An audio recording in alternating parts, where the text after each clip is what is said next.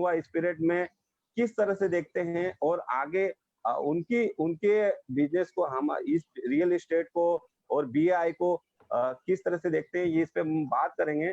और ये आज हम शुरू करते हैं, ये सीधा-सीधा ज़ूम पर आप देख सकते हैं, लाइव टेलीकास्ट हो रहा है फेसबुक पे। तमाम मेरे फेसबुक पर और ज़ूम के तमाम जो पार्टिसिपेट जुड़े हैं, उनका मैं स्वागत करता हूँ। मैं Sunil Sharma, MNS media news service chief editor और महासेवा न्यूज़ और Maharashtra society welfare association spokesperson आप सभी का स्वागत करता है इस कॉन्फ्रेंस में। और आज जो हमारे जो चेयरमैन है रमेश प्रभु जी, जिनके नेतृत्व में हम ये काम कर रहे हैं, आज कोविड-19 जैसी वैश्विक महामारी के खिलाफ लड़ने के लिए Mahaseva news, Maharashtra society welfare association ने प्रभु साहब के ने यह प्रण लिया है, हम लोगों ने सबने प्रण लिया है कि हम 3 तरह से इस मदद एवं जागरूकता अभियान को चलाए रखेंगे। जैसे कि पहला 3 तरह से पहला तरीका है हमारा कि हम आह्वान कर रहे हैं उन तमाम हमारे वेल विशर से, हमारे शुभ चिंतकों से और तमाम जो हमारी जो हाउसिंग सोसाइटी है, 60,000 हाउसिंग सोसाइटी है महाराष्ट्र भर में, हमारी मेंबर्स है करीबन टोटल तो कुल 1 लाख हाउसिंग सोसाइटी है। तो उन सभी लोगों से जो ऑफिस बियर्स हैं, जो हमारे वेल विशर्स हैं, उनसे आह्वान कर रहे हैं कि आज की इस कोविड-19 की फाइट में हम हमारे देश के जो मुखिया हैं, प्राइम मिनिस्टर मोदी जी, हमारे राज्य के मुखिया उद्धव ठाकरे जी, उनका हाथ मजबूत करें, उनको सपोर्ट करें, chief minister relief fund and PM care में डोनेट करें। ज्यादा हम इस तरह से आह्वान कर रहे हैं ताकि ये आह्वान ज्यादा लोगों को प्रेरित करें। हम इस संबंधित कुछ नाम भी बताएंगे अभी तक किन किन लोगों ने इसमें डोनेट कर चुके हैं और आगे करने वाले हैं। तो और सेकंड हम कर रहे हैं, इस लॉकडाउन के का पालन करते हुए, इस लॉकडाउन जो किया हुआ है कोविड-19 को मद्देनजर, इस लॉकडाउन का पालन करते हैं हम जूम के माध्यम से पिछले महीने की 28 मार्च से लगातार अवेयरनेस और इंफॉर्मेटिव कॉन्फ्रेंस करके ज्यादा से ज्यादा लोगों को इस अभियान से जोड़ रहे हैं। हमने कोविड-19 के खिलाफ जंग में अभी तक 1000 लोगों को लाइव कॉन्फ्रेंस में शामिल करके हाउसिंग सोसाइटी के लाखों लोगों की चेन बनाने की कोशिश की है और हम लगे हुए हैं इसमें। और इस चेन में कम से कम आप मान सकते हैं कोऑपरेटिव मिनिस्टर के PS personal secretary Shri Santosh Patil ji भी हाजिर हुए थे। उन्होंने भी अपना पक्ष रखा, किस तरह से हाउसिंग सोसाइटी, किस तरह से फेडरेशन के लोग, किस तरह से जो सर्टिफाइड ऑडिटर से है और तमाम जो एनजीओ वगैरह उनके साथ वेजिटेबल्स, फ्रूट्स और तमाम जो ग्रोसरीज के आइटम्स है, जो जरूरी चीजें वो आपकी हाउसिंग सोसाइटी के गेट पर कैसे आ सकते हैं, उसका प्रयास कर रहे हैं, उस पहल में लगे हैं। तो हमारे साथ ऐसे लाखों लोगों की हमने चेन बनाई है, अपने अपने घर में रहकर किस तरह से ये हम काम कर रहे हैं, वो एक माध्यम है हमारा, जिससे हम आज जो हमने 1000 से ऊपर जो बड़े-बड़े लोगों को जोड़कर लाखों लोगों की चेन बनाई है। और ये हाउसिंग सोसाइटी में हम इंफॉर्मेशन के साथ-साथ जीवन आवश्यक वस्तु पहुँचाने का काम भी कर रहे हैं। तो ये था सेकंड, दूसरी तरह की मदद। और लास्ट हम इस तरह से मदद कर रहे हैं कि महासेवा व चेयरमैन रमेश प्रभु जी द्वारा लिखित पुस्तकें, जितनी पुस्तकें हैं, बुक्स है, एजुकेशनल है और इंफॉर्मेटिव और कानून का ज्ञान देने वाली है, रियल एस्टेट और हाउसिंग सोसाइटी से संबंधित ज्ञान आप ले सकते हैं ऐसी बुक्स से। ऐसी इंपॉर्टेंट बुक पर हम सभी बुक्स पर 50% रिलीफ या क्रेडिट दे रहे हैं। क्यों दे रहे हैं साहब 50% क्रेडिट रिलीफ? इसलिए दे रहे हैं कि यदि आप चीफ मिनिस्टर रिलीफ फंड में या पीएम केयर में रिलीफ देते हैं मिनिमम 1000 या मैक्सिमम जितना भी, आप मिनिमम 1000 से ऊपर या मैक्सिमम कितना भी देते हैं, तो आपको हमारे यहाँ की जो पुस्तकें हैं, सुभाष लाला जी ने पुस्तकें लिखी हैं, तो ऐसी पुस्तकों पर हम 50% रिलीफ या क्रेडिट दे रहे हैं। आप यदि 1500 की एक पुस्तक है 1500 की, तो उसको सीधा आपको 750 में मिलेगी। यदि आप चीफ मिनिस्टर रिलीफ फंड या प्राइम मिनिस्टर रिलीफ फंड में डोनेट करते हैं तो ये शर्त है। शर्त यही है क्योंकि हम भी उसमें रिलीफ करना चाहते हैं, हम भी प्रोत्साहन करना चाहते हैं कि ज्यादा से ज्यादा लोग हमारी इस पहल में, हमारी इस मुहिम में जुड़े, ताकि हम उस सरकार का हिस्सा हैं, हम इस देश का हिस्सा हैं, उसमें हम मदद कर सके। ये हमारा एक तरीका है। और हमारे जो कोर्सेस है, हमारे जो एजुकेशनल कोर्सेस है, ट्रेनिंग कोर्सेस जो हाउसिंग सोसाइटी में होते हैं, तमाम जो सीए और तमाम जितने कोर्सेस होते हैं हमारे, वो कोर्सेस में हम उन लोगों को क्रेडिट व रिलीफ दे रहे हैं जो इन कोर्सेस में आते हैं, पार्टिसिपेट करते हैं। ये शर्त यही है, यदि आप चीफ मिनिस्टर रिलीफ फंड या पीएम केयर में रिलीफ देते हैं तो हम इन कोर्सेज में भी आपको रिलीफ और क्रेडिट देते हैं। आखिरी हमारे जो क्लाइंट्स हैं, हमारे जो वेल विशर है साहब, उन वेल विशर को हम ये रिक्वेस्ट कर रहे हैं कि आप यदि चीफ मिनिस्टर रिलीफ फंड में या पीए प्राइम मिनिस्टर रिलीफ फंड में डोनेट करते हैं तो हम आपकी जो ओवरऑल फीस है, हमारी जो सेवा का बदले में जो फीस है, वो फीस पर भी हम आपको सीधा सीधा 10% का आपको हम रिलीफ देंगे, क्रेडिट देंगे। इस तरह हमारी रिलीफ और क्रेडिट देने की एक प्लानिंग है। त्यांना डिस्टर्ब होते मग आवाज म्यूट कीजिए प्लीज। ये लाइव टेलीकास्ट है, आप अवेयर होइए, ये फेसबुक पे लाइव चल रहा है। तो आपको मैं बता दूं कि हमारी इन 3 तरीके से मदद में लोग आगे आए हैं और कहते हैं ना कि अपने चैरिटी फ्रॉम होम, तो हमने हमारी घर से शुरुआत की है। सबसे पहले मैं कुछ नाम बताऊंगा, ये लिस्ट है जो डोनेट किए हैं। हमारे चेयरमैन सीए रमेश प्रभु ने 1 लाख रुपए का cheque chief minister relief fund में डोनेट किया है। मिस्टर संजय नारंग हैं, वसई विरार के पीएटा के पदाधिकारी है, इन्होंने 25,000 का चेक एनईएफटी के जरिए चीफ मिनिस्टर में दिया है हमारे आह्वान पे। आर्किटेक्ट कमलेश सेठ है, इन्होंने 1100 दिया है। हिमेश गुप्ता 11,005 दिया है। सीए दिलीप अग्रवाल ने 1100 दिया है। विशाल बामने ने 1100। हरीश गंगवानी है, इन्होंने 2500 और चारू दत्ता मानिक राव है 1001 रुपीज। सुनील शर्मा 1012। सागर कोऑपरेटिव हाउसिंग सोसाइटी साहब बोलीवली में, सागर कोऑपरेटिव हाउसिंग सोसाइटी, यहाँ मैक्सिमम सीनियर सिटीजन है काफी। तो हमारे महासेवक है विनोद प्रभु जी, इन्होंने काफी वहां पे कन्विंस किया और हमने लोगों से बात की वहां के, तो इन्होंने 51,000 का cheque chief minister relief fund में हमारे आह्वान के साथ में देने की पहल की है और ये रेडी हैं और चेक भी रेडी है।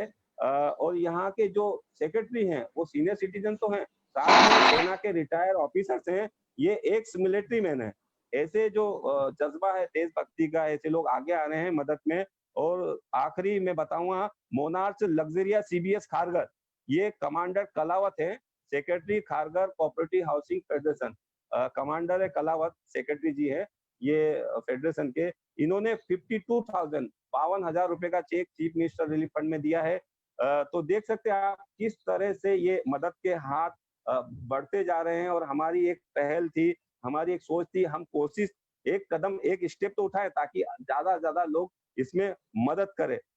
और दूसरा आपको बता दूं कि ये आप बिल्डर एसोसिएशन के लोगों, आपके इर्द गिर्द आपके आसपास कोई अनऑर्गेनाइज्ड डोमेस्टिक वर्कर्स की मदद कैसे करें उसके बारे में बताता हूं आपको। गवर्नमेंट, सेंट्रल गवर्नमेंट में हेलो, 1 करोड़ रुपया सर, 1 करोड़ रुपया जो सॉरी। और मैं आपको बताने में बड़ी खुशी हो रही मुझे कि वसई और विरार के हमारे महाराज सोसाइटी वेलफेयर के वेल विशर और हमारे क्लाइंट ने पीएम केयर में 1 करोड़ रुपए दे चुके हैं, ऑलरेडी डोनेट कर चुके हैं। और उन्होंने हमारे आह्वान पर 1 करोड़ रुपया चीफ मिनिस्टर रिलीफ फंड में, महाराष्ट्र के चीफ मिनिस्टर रिलीफ फंड में देने की घोषणा की है। और अभी कुछ दिनों में हम देंगे 1 करोड़ रुपया। तो इस तरह से हमारे साथ लोग जुड़ते जा रहे हैं। ये कारवा अमाउंट की बात नहीं है, लेकिन ये कारवा शुरू हुआ था थोड़े से, लेकिन ये आज जाके करोड़ के रूप में आ गया है। तो देख सकते हैं आप कैसे लोग प्रेरित हुए हैं। आप भी अपने आसपास लोगों को प्रेरित करें और इसमें चीफ मिनिस्टर रिलीफ फंड में ज्यादा देने की कोशिश करें ताकि आप इसमें आगे से आगे इसमें हम मदद कर सके। आज एक छोटा सा बताने के बाद इस मैं मीटिंग के एजेंडे के लिए मधुसूदन जी को बुलाऊंगा। एक छोटा सा बता दूं आपको, अनऑर्गेनाइज्ड डोमेस्टिक वर्कर की मदद कैसे करें साहब। सेंट्रल गवर्नमेंट ने 1.70 लाख करोड़ का पैकेज की घोषणा की है। और इस लॉकडाउन के संकट के समय में जो आर्थिक रूप से कमजोर हैं, या फिर आपकी मेड या ड्राइवर्स या सिक्योरिटी गार्ड, उन लोगों की जानकारी डीडीआर के थ्रू, लेबर कमीशन के थ्रू ऑनलाइन देकर आप इनकी मदद कर सकते हैं, ताकि ये संकट के समय में जो जरूरतमंद लोग हैं, ये इकोनॉमिकल विकल्प लोग हैं, इन लोगों की मदद मिल सके। क्योंकि इनके पास काम नहीं है, इनके पास अभी फिलहाल लॉकडाउन के जरिए इन लोगों को किस तरह से इनके जीवन बसर होगा, इसलिए सरकार ने पैकेज तो घोषित किया है। लेकिन इनको मदद में यदि हम आप सब मिलकर हाथ बढ़ाएंगे तो आगे बढ़ सकता है। और बहुत सारे लोग, फेडरेशन के लोग, हाउसिंग सोसाइटी के लोग ज्यादा जानकारी दे रहे हैं। और यदि इसमें आपको कुछ मदद चाहिए, इसमें फॉर्म भरने के लिए ऑनलाइन फॉर्म है ये, घरेलू डोमेस्टिक वर्कर्स का। यदि आपको इसमें मदद चाहिए तो हमारे 50 महासेवक, महाराष्ट्र सोसाइटी वेलफेयर के 50 महासेवक इस पे काम कर रहे हैं, जिनको लीड कर रहे हैं हमारे मचिंद्र थलेसिरी युवा हैं। मचिंद्र थलेसिरी ये महासेवक हैं। इनका नंबर बता दूं मैं आपको, 8655892533। मचिंद्र थलेसिरी का नंबर था, एक बार रिपीट करता हूं, 8655892533। ये एक महासेवक है हमारे मचिंद्र जी। दूसरे हैं संतोष गिरी। संतोष गिरी का भी नंबर आप नोट डाउन कर सकते हैं, उनसे बात कर सकते हैं व्हाट्सएप पे, और उनसे किस तरह से फॉर्म भरना है आपको डोमेस्टिक वर्कर का, वो आपको पूरा गाइड करेंगे। उनका नंबर इस तरह से, कृपया अपना ऑडियो म्यूट करें। ये संतोष गिरी का नंबर है हमारे महासेवक का, 8779832157। एक बार फिर से नंबर रिपीट कर रहा हूं, 8779832157। तो देख सकते हैं आप, कोविड-19 से अभी तक लगभग 6000 का आंकड़ा पहुंच जाने वाला है हमारे देश का। कोविड-19 के जो पेशेंट पॉजिटिव हो रहे हैं, और करीबन 166 लोगों की मौत हो गई है, और करीबन 473 ठीक भी हुए हैं। मतलब इस कोविड-19 के जो पॉजिटिव बीमारी आने के बाद, वो 15 दिन रहने के बाद 470 लोग, 473 लोग ठीक होकर भी आए हैं। तो घबराने की इतनी बात नहीं है, लेकिन हम अपने घरों में रहकर किस तरह से सावधान रहें, सुरक्षित रहें, लोगों को किस तरह से मैसेज पहुंचाएं, हमारा ये ओवरऑल मकसद है। आज की जो हमारी कॉन्फ्रेंस है, हमारा एजेंडा है, ये तो मेन एजेंडा हमारा कोविड-19 का, हमारा महासेवा का और बीआई का। लेकिन एक अहम मसला है जिसपे एजेंडे पे बात करने के लिए मधुसूदन जी हैं, बीआई के। मधुसूदन जी, मैं आपको इनवाइट करता हूँ, आपका वेलकम हेलो, करता हूँ। वो उनको हाँ, कॉल करने के पहले और एक आह्वान भी यस, दीजिए। इसी के यस, साथ हमें वॉलंटियर भी चाहिए, volunteers, yes, yes, yes sir. Mahasevak. एक बिल्कुल, बिल्कुल, फेसबुक पे तमाम लोग जो मुझे देख रहे हैं, और रमेश प्रभु जी की आईडी से जो लोग देख रहे हैं, उन तमाम लोगों को, रमेश प्रभु जी, मैं सुनील शर्मा और तमाम बिल्डर एसोसिएशन के लोग जिनकी आईडी पर ये लाइव हो रहा है, उन लोगों के सभी फ्रेंड्स, अपने डियर फ्रेंड्स को रिक्वेस्ट करते हैं कि ये जो महासेवा ने अभियान छेड़ा है, मदद और जागरूकता का जो अभियान छेड़ा, इस मदद के जागरूकता अभियान में आप वॉलंटियर बन सकते हैं, आप इनसे जुड़ सकते हैं और महासेवक के रूप में काम कर सकते हैं। और इस काम करने के लिए आपको बाहर आने की जरूरत नहीं, आप सिर्फ अपना फॉर्म भरें, गूगल फॉर्म है, और वो जानकारी दे, आप घर बैठे, आपको आपकी जो स्किल से, आपका जो टैलेंट है, वहीं से आपको काम करना है, और आप एज ए वॉलंटियर महासेवा से जुड़ सकते हैं। आप कोई जुड़ना चाहता है इसमें, इसमें तो आप हमारे जो चैट बॉक्स है, जूम पर जो चैट बॉक्स है, उस पे भी अपना डिटेल दे सकते हैं, और अपना एक सेंटेंस लिख सकते हैं, I am interested this volunteer Mahasevak, नाम नंबर अपना देके। तो ये भी एक पहल है, वॉलंटियर हमें चाहिए, और वॉलंटियर ज्यादा से ज्यादा मिल रहे हैं हमें, ये बड़ी खुशी की बात है। क्योंकि इस समय जो लॉकडाउन के पीरियड में बहुत सारे लोग अपने अपने घरों में हैं, तो वो सोचते हैं इस लाइव कॉन्फ्रेंस के माध्यम से, या फिर mouth to mouth publicity, mobile to mobile publicity, WhatsApp to publicity, कि हम कहीं ना कहीं योगदान दें ऐसी लड़ाई में। इस तरह की जो कोविड-19 अननोन डिजीज है, जिसका पता भी नहीं कब कैसे हो जाए संक्रमित, और इससे प्रभु परमेश्वर से हम प्रार्थना करते हैं कि जिनको हुई है वो ठीक हो, और इस देश से और इस दुनिया से कोविड-19 की बीमारी दूर हो जल्दी से जल्दी, ऐसी प्रार्थना करते हैं। बिल्कुल, तो ओवरऑल जितनी जो आप देख रहे हैं ब्रेकिंग न्यूज वगैरह, उससे ऐसा लग रहा है लॉकडाउन का पीरियड आने वाले दिनों में 14 अप्रैल के बाद बढ़ने की ज्यादा चांसेस है, क्योंकि हमारे भारत देश की इस मामले में चिंताजनक विषय है।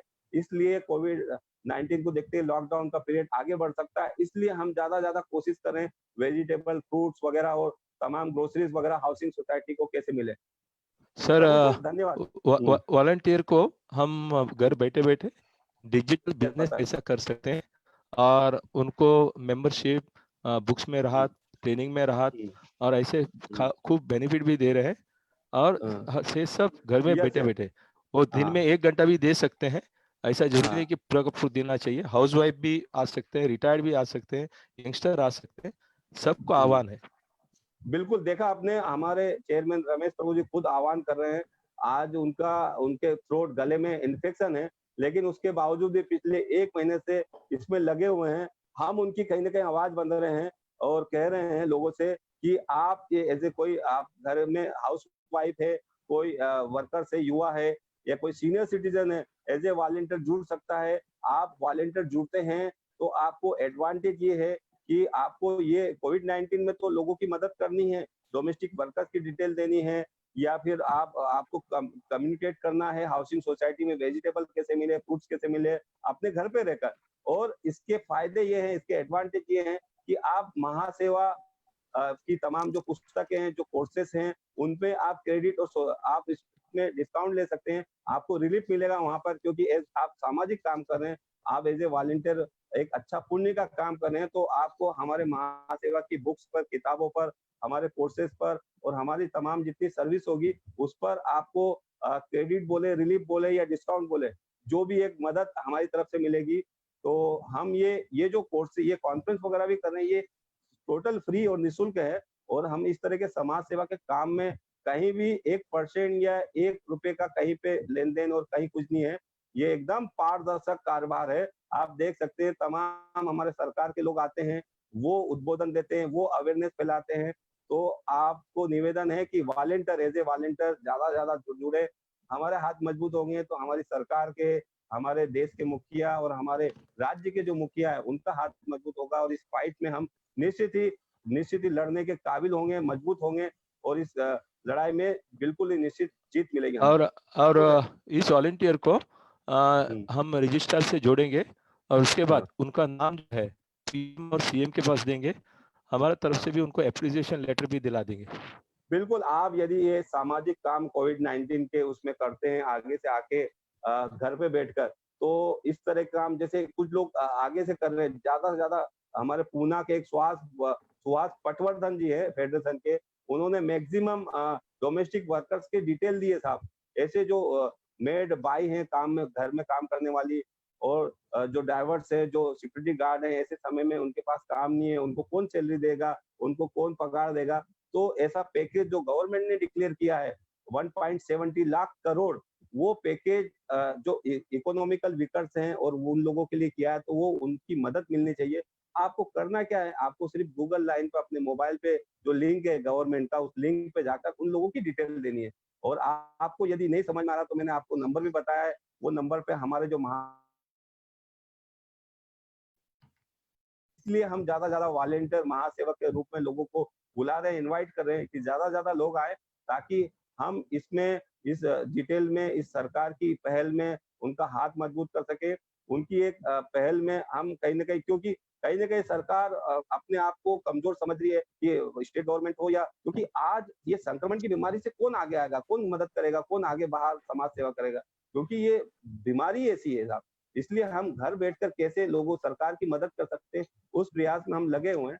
और आपको इसमें करना यही है कि हम आपको बकायदा रजिस्ट्रार जो है, डीडीआर है, आपकी डिस्ट्रिक्ट के, उन रजिस्ट्रार से डायरेक्ट ऐड करेंगे, जोड़ेंगे, ताकि आपको ऑफिशियली इन्फॉर्मेशन मिले। ऑफिशियली आप जो इन्फॉर्मेशन देंगे, आप जो डाटा देंगे, आप जिस क्वांटिटी में देंगे, आपने 1000 वर्कर्स का दिया, 5000 वर्कर्स का दिया, वो डाटे के आधार पर डीडीआर प्रोत्साहित करेगा आपको डिप्टी रजिस्ट्रार, आपके जो कोऑपरेटिव मिनिस्टर, वो, और यहाँ तक कि हम सरकार तक, हमारे चीफ मिनिस्टर तक नाम पहुंचाएंगे उनका कि वो, इन्होंने ज्यादा डाटा वर्कर्स का, जो डोमेस्टिक वर्कर्स है, उनका डाटा पहुंचाया है।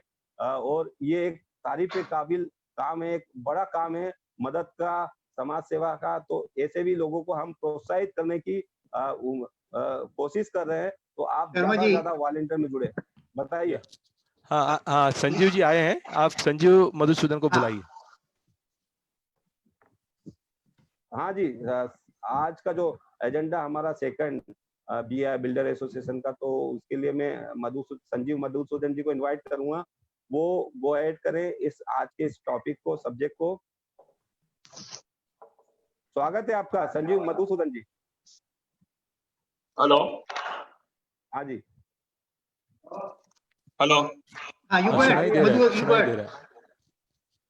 सब लोग आपको सुन रहे हैं, बोलिए। हेलो मधु जी आपको सब सुन रहे हैं, आप बोलिए।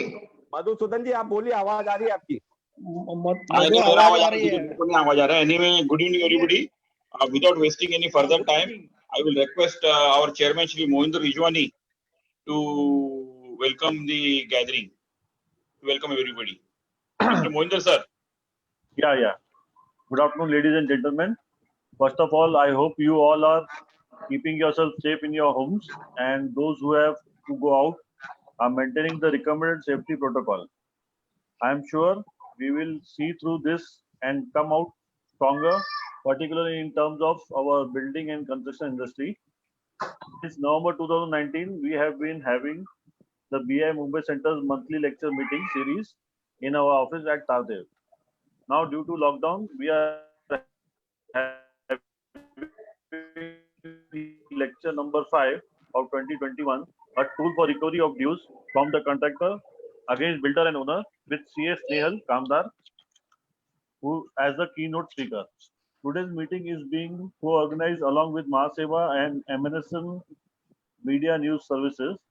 I welcome you all to this meeting, and we may have more such meetings regularly till the lockdown is lifted. The gray area in today's meeting will be sorted out, and if upon, I request you your feedback on the same. I wish you all the very best, and please take care. Thank you, Jai Hind. Thank you, Mr. Mohinder Rijwani, Chairman BI Mumbai Center. I request Shri Anand Gupta to formally introduce our keynote speaker for today. Good evening, friends. As you know, today's our keynote speaker is Chartered Accountant Snehal Kamdar, and this present task has been given to me. CA Snehal Kamdar is a senior partner in Messrs. Jain, Jagwat, Kamdar and Company. He is commerce graduate, fellow of Chartered Accountant, and also a graduation law graduate. He has done his diploma in forensic audit. He is also is a DISA ICA and insolvency professional. He runs a NGO, IP Foundation. He is managing trustee of the NGO. Presently, he is an advisory committee of ICSI IPA.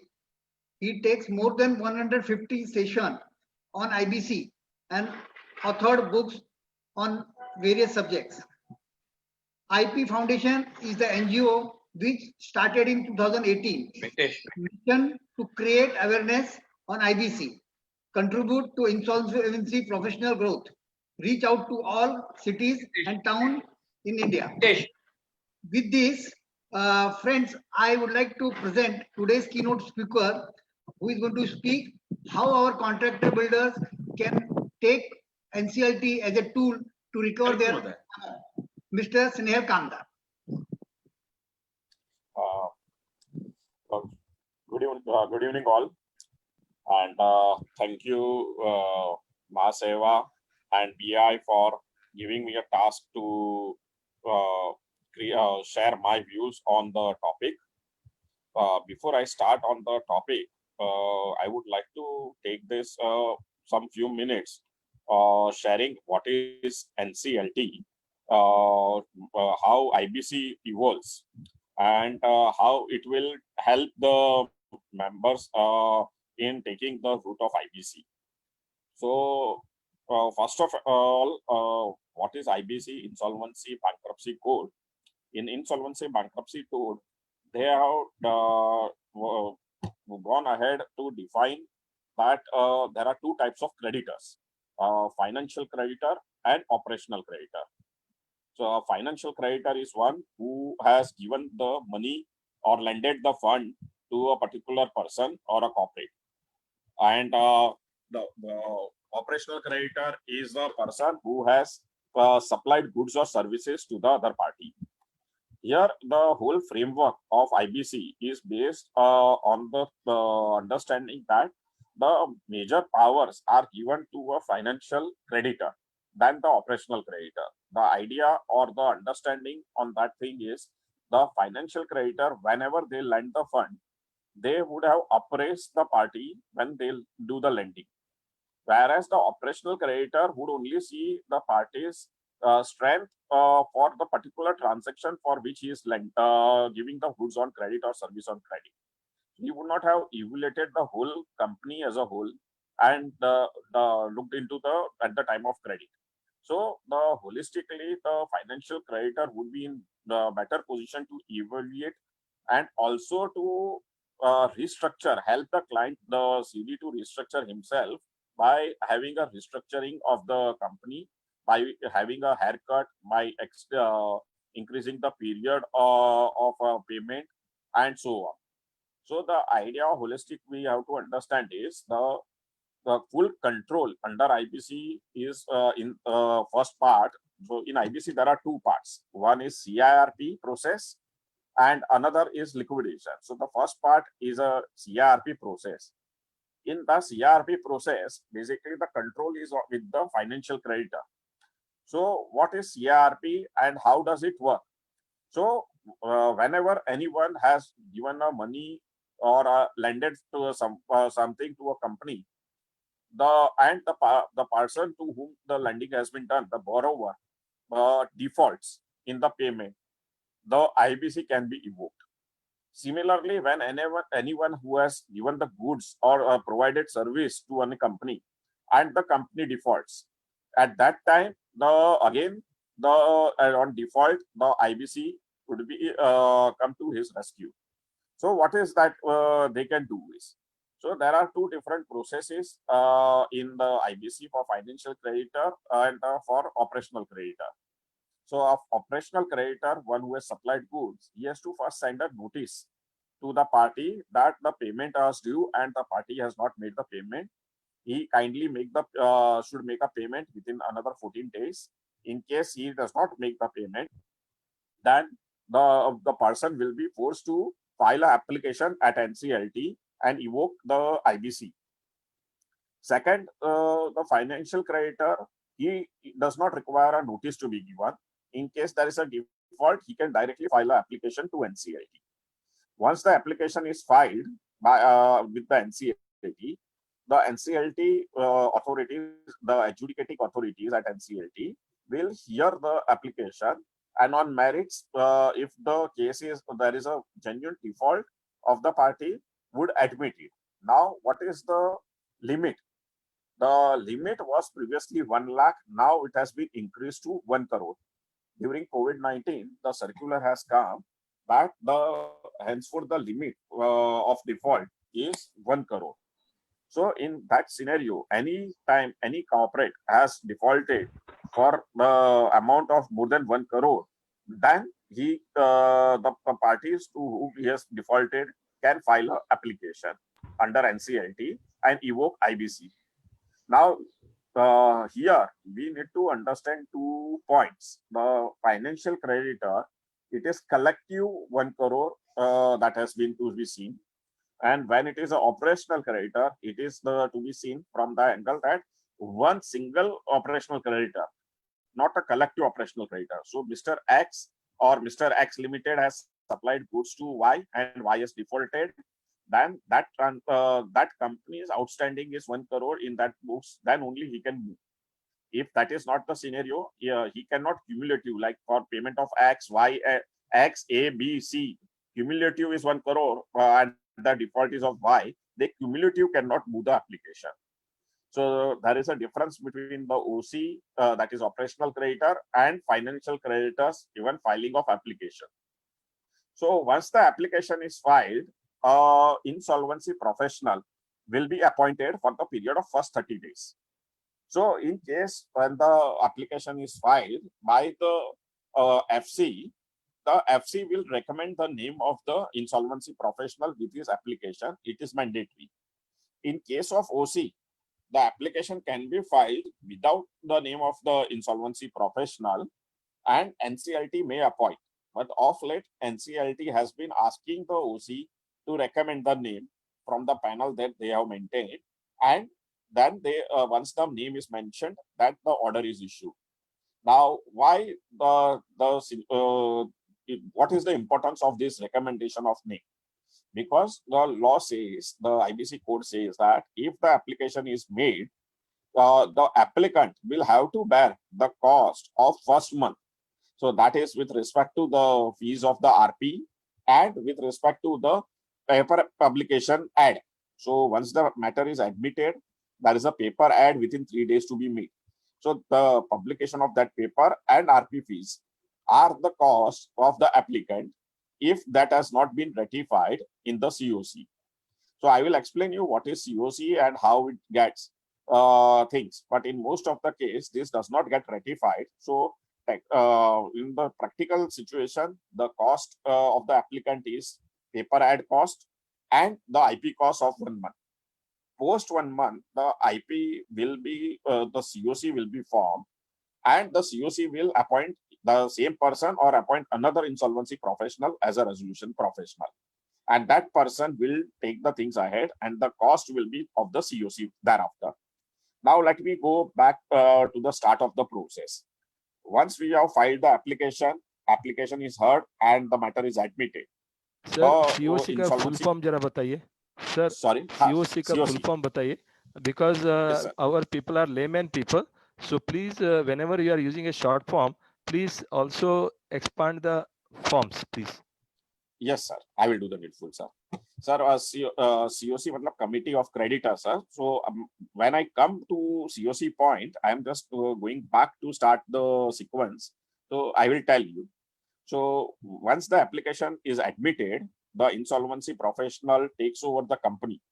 The company take over. What does he do? The board of that company, जो भी board of directors है वो company के, जिसने default किया था, वो उनके पावर सस्पेंड हो जाते हैं, and the IP will hold the company and he will run the company. So it will become the responsibility of the IP to take a custody of the assets and take a charge of the company and run the company in that period.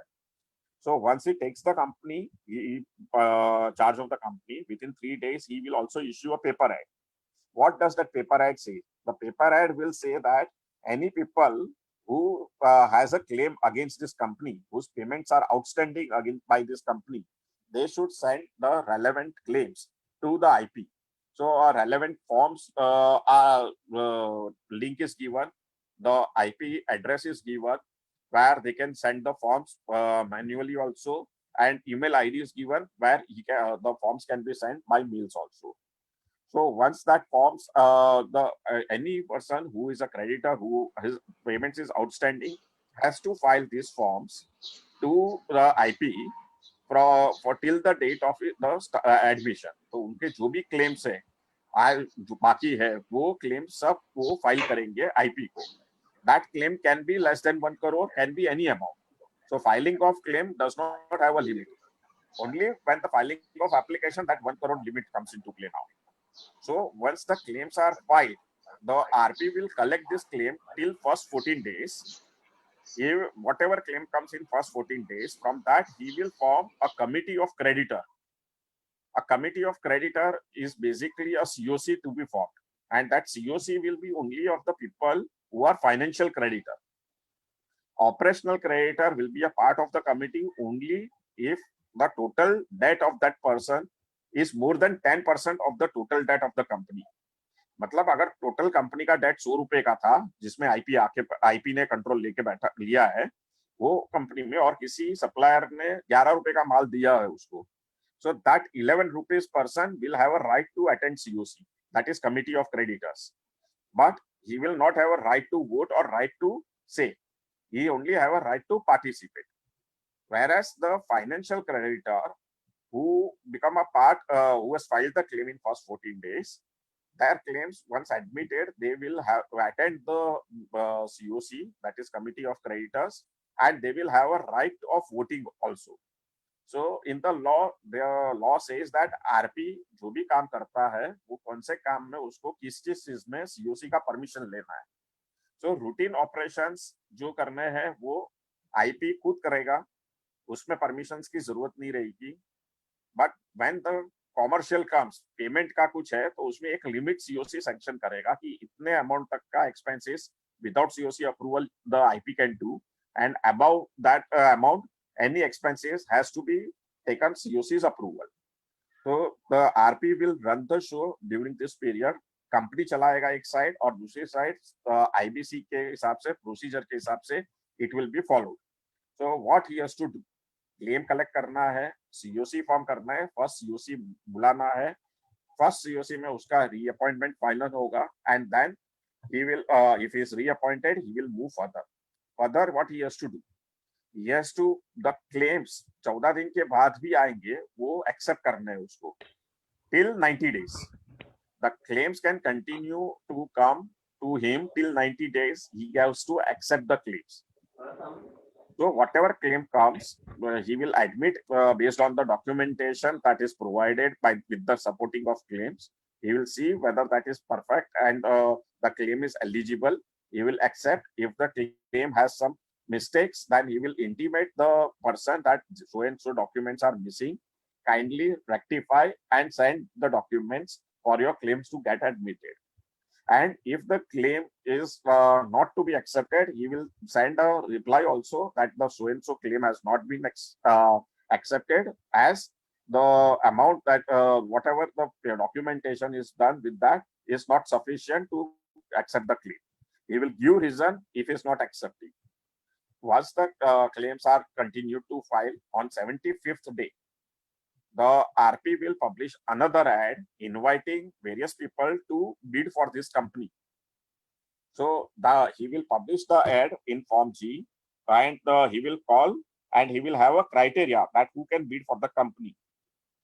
Based on that, the people will put the bidding to the RP by way of a resolution plan. A resolution plan is a plan given by the resolution applicant, the bidder, that this company, if he is going to take, how he is going to settle the payments of the past. आपके पुराने creditors के जो भी payments हैं, वो कैसे वो pay करेंगे.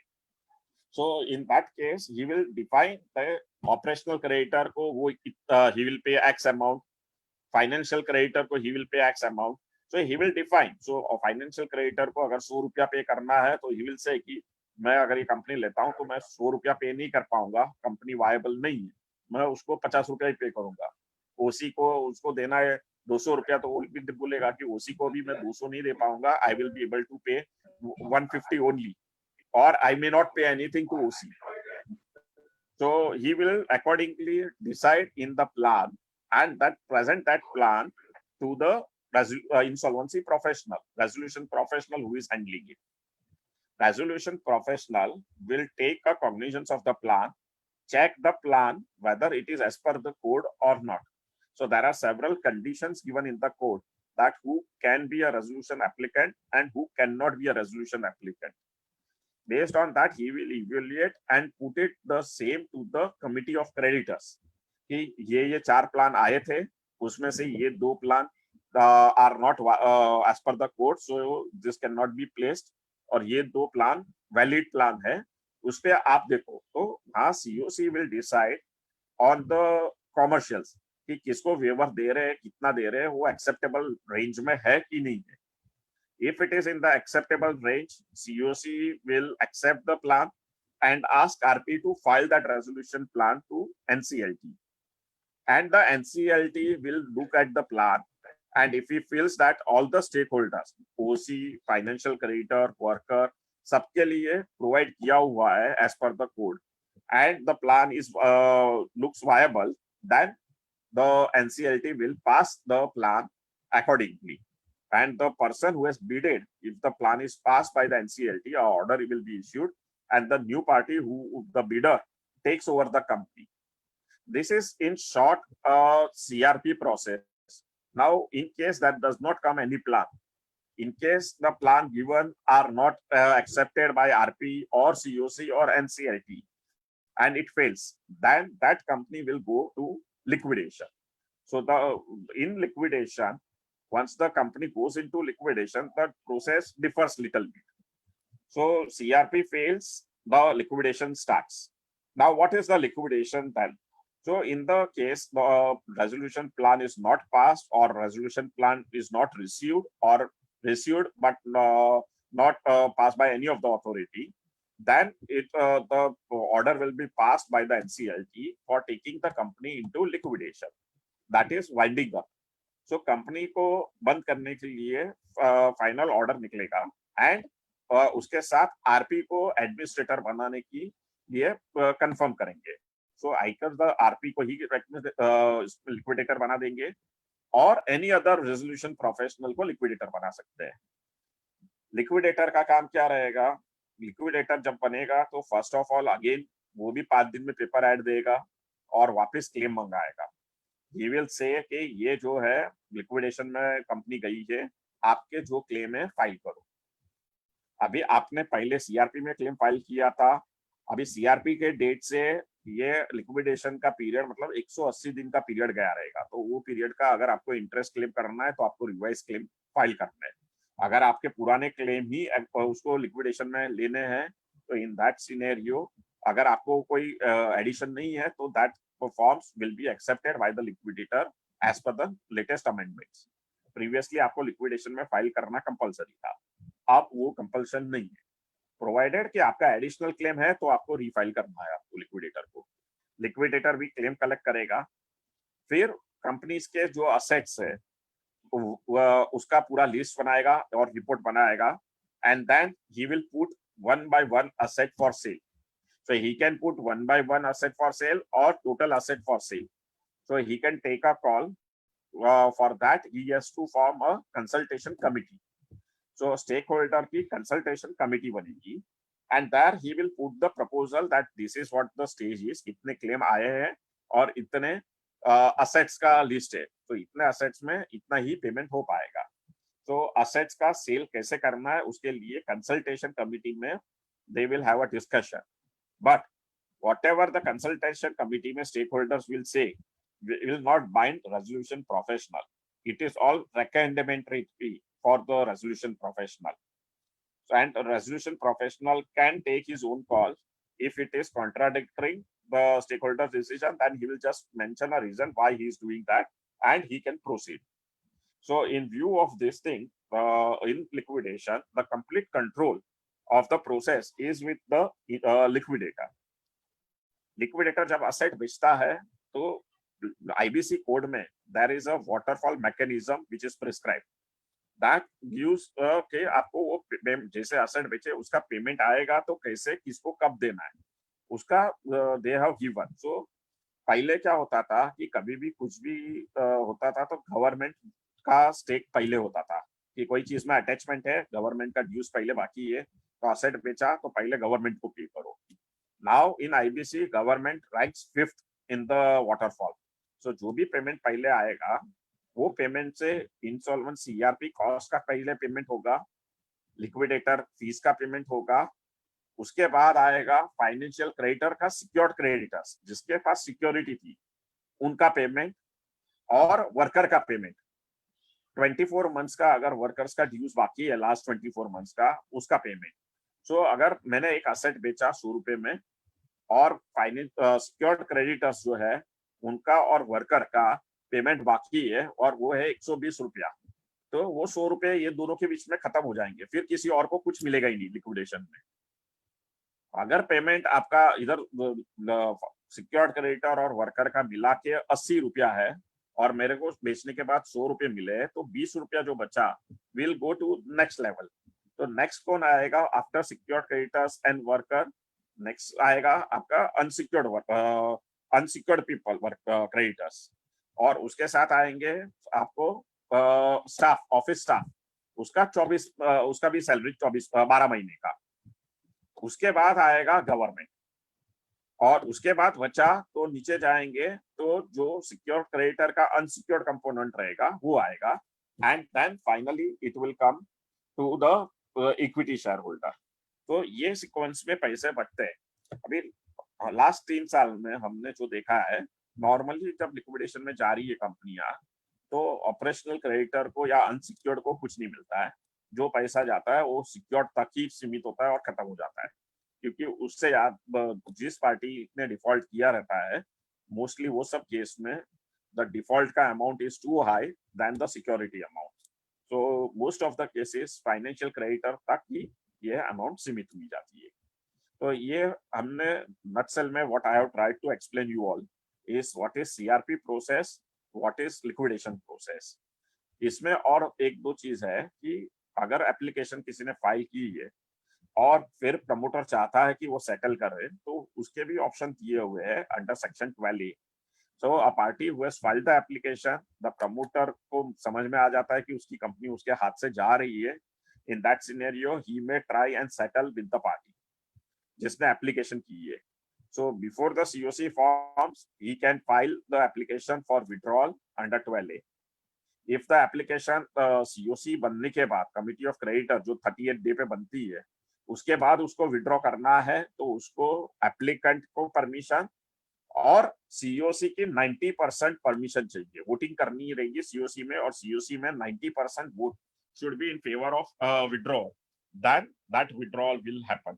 Then that application RP will file with NCLT stating that 90% COC members have accepted the proposal of the promoter, and the applicant also has accepted the proposal of the promoter, in view of which this matter to be withdrawn from the CRP. This is in brief about the whole CRP process in a nutshell. Now let's come to situations in our cases. What I am told today, I am addressing you all, and you all belong from the builder and construction industry basically. Now let's take people, the construction, the suppliers, who are supplying to the builders. Last 2 साल में real estate has been at the bottom. There are a lot of issues that has been happening in the real estate sector, in view of which the builders have been defaulting in making payments to the banks. They have been defaulting in making payments to their suppliers. They have not been able to provide the flats to the flat owners. So flat owners वाला जो है वो home buyers वाला एक अलग ही पूरा set है. So in insolvency process, home buyers को financial creditor का designation दिया गया है, और वो CRP के लिए useful होता है. But when it goes to liquidation, the home buyers are unsecured creditors, so they fall down again. They are not a secured creditors. So home buyers have to take a call. If they feel that they want to revive the company, तो CRP में ही वो revive करना उनके लिए viable रहेगा. If they think in liquidation, they will try. Liquidation में they fall as an unsecured creditor, and in most of the cases, they may not get the house and they may lose the money that they have paid also. So that is for the home buyers. Now for the suppliers. Suppliers are considered as a operational creditors.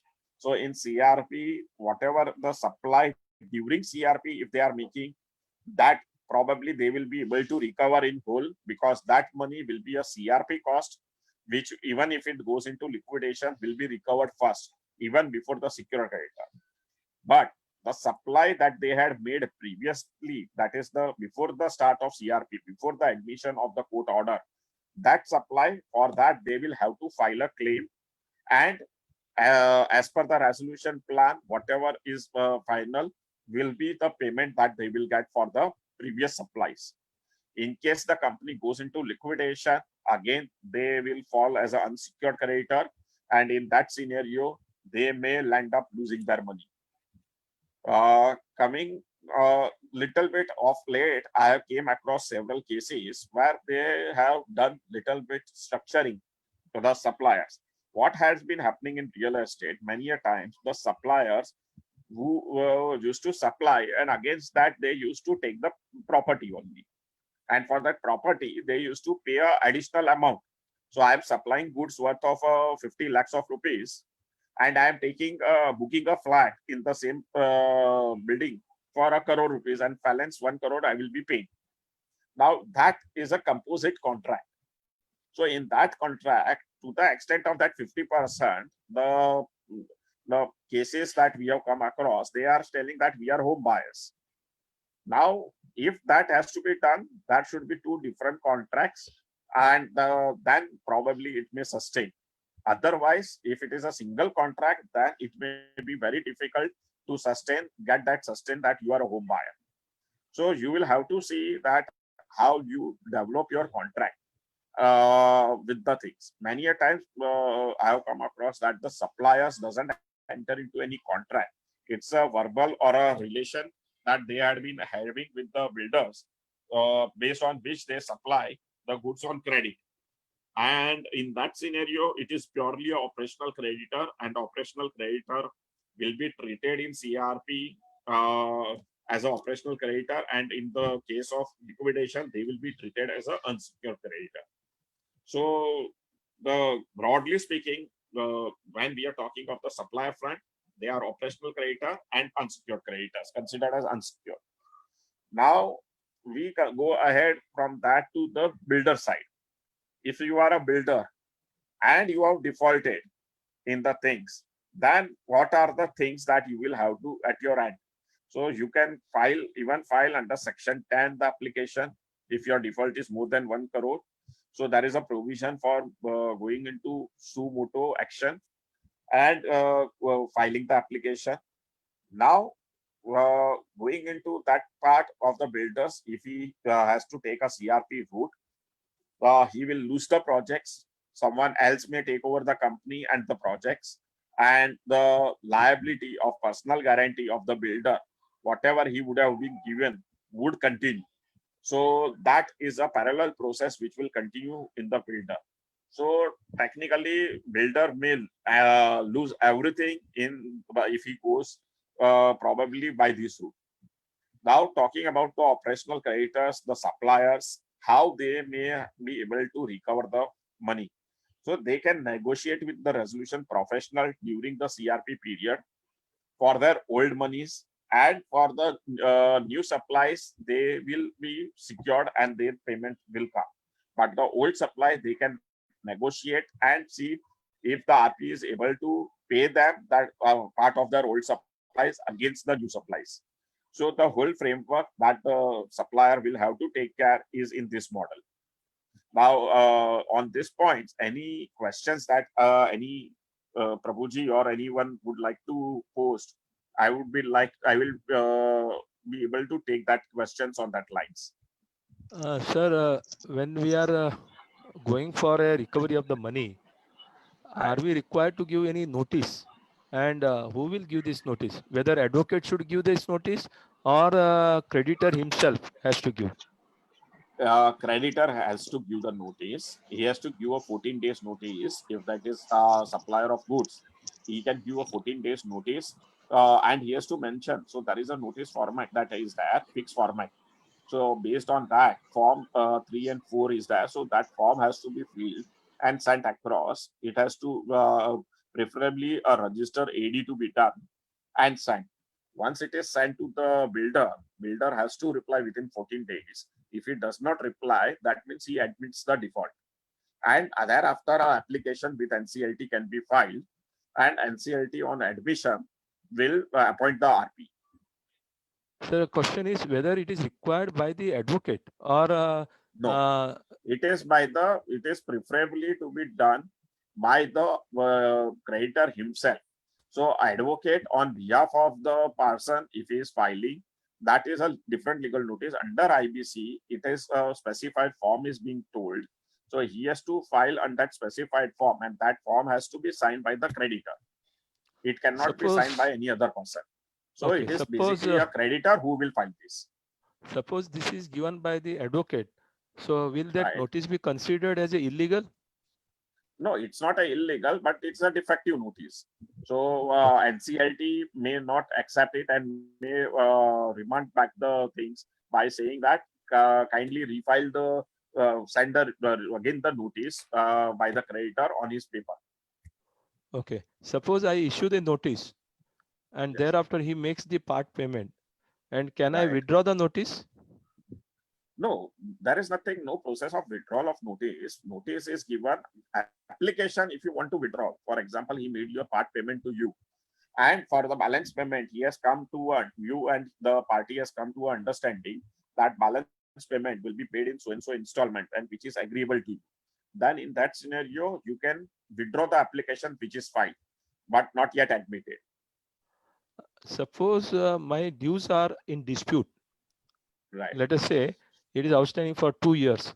He has some dispute that you have done a lower quality work, you are not delivered within the time, but he has not filed any cases and all. And he is not paying the money. So shall I still, as a creditor, or a vendor, I can go for the notice? Now, in the case of dispute, now dispute can be sometimes of prevalent issues. If I don't want to make a payment to you, I may say your quality was not good, but I already consumed the goods. Okay, he may say that you have delivered the goods late, but I have not returned back the goods. Delivered late, you have consumed it. Now, these are case-to-case basis to be seen. What does the law say? The law says that any dispute, if today I have sent you a notice that my payment is due, kindly sign, and after that he raises the dispute, that dispute will never be considered. A dispute which is raised before the sending of a notice under IBC, that dispute will have to see on merits whether that dispute is really a dispute or it is just a mere method to delay the payment or not to make a payment. So that on merit basis, the court may decide on that part. Okay. If anybody wants to ask any question, Sir, they can I put ask in a the question? chat box. Sir, Anand ji, एक ही minute. Those who want to ask any question, I request them to put it in the chat box so that I will be able to ask them. Now, please put it in the chat box. Anand Gupta ji, please go ahead. Sir, as you know, Builders Association of India is a body of all the construction contractor, and Right. most of the 65 to 70% of our members are basically contractor working for either builders or working for various government, central government, state government, Nagarpalika, the government of India companies, state government owned companies. Now, just clarify whether this NCLT we can use only for private builders or private owners, or can it be, suppose if a particular government department is not paying my money, yeah, particular Nagarpalika is unable to pay my money, so can I file NCLT against them also? Okay. So NCLT will apply to companies. So whether it is a state company, state government company, central government company, or a private company or a public company, any company it is there, then it can be filed. But it cannot be filed against Nagarpalika. It cannot. You cannot file against any particular department like PWD department or anything. That departmental thing. But if it is a company, for example, there is a state government company who has allotted you a contract, then against the state government you can file. Only they have come out with a circular where they say that a company of a national importance like NHAI or some which is a company formed by and the stake is by the central government. So that particular companies they cannot go ahead with the filing. Otherwise, Sir, for more all the clarification, companies can. sir, Yes, for sorry. little more clarification, say in Maharashtra, there are these two particular companies, SIDCO Yes. and this MSRDC. They comes under Yes. company, they are registered under company law. Yes. So Yes. if our members are working for them and they are not getting money in Right. their from them, so are they eligible to file case against them? No, as on now, there is no circular debarring that application to be filed, except NHAI, but in that circular, they have said the company of a national importance, like a service which is of a national importance, then the NCLT will take a call. But it does not debar from filing against this SIDCO or MMRDA. So application can be filed against them if they are defaulting in the payments. Including company owned by Government of India. Yes, sir. I think, sir, you cannot file a NCLT complaint against the company which is directly under the control of central government. They are specifically excluded. So if you can just check the provision on that aspect. Sir, I will check it out, but to my understanding, that has been cases that has been filed. Most of the power companies owned by the governments are in trouble, and they have the power distribution companies. They are already under CRP. So, according to me, yes, can be filed even against the bail. Previously, it was filed, which is also owned by the center. They have a stake. So, according to me, there is a circular. Now, only there is one circular which says that it is of national importance. Now, what is of national importance will be the matter to be decided by the judicial member when the application is being heard. So in that scenario, in that circular, it was NHAI. They have specifically mentioned the companies like NHAI, where the road projects are there, that should not be brought under the ambit of IBC. But the code does not give this. This is by way of additional notifications that has come. What always prevails is the code.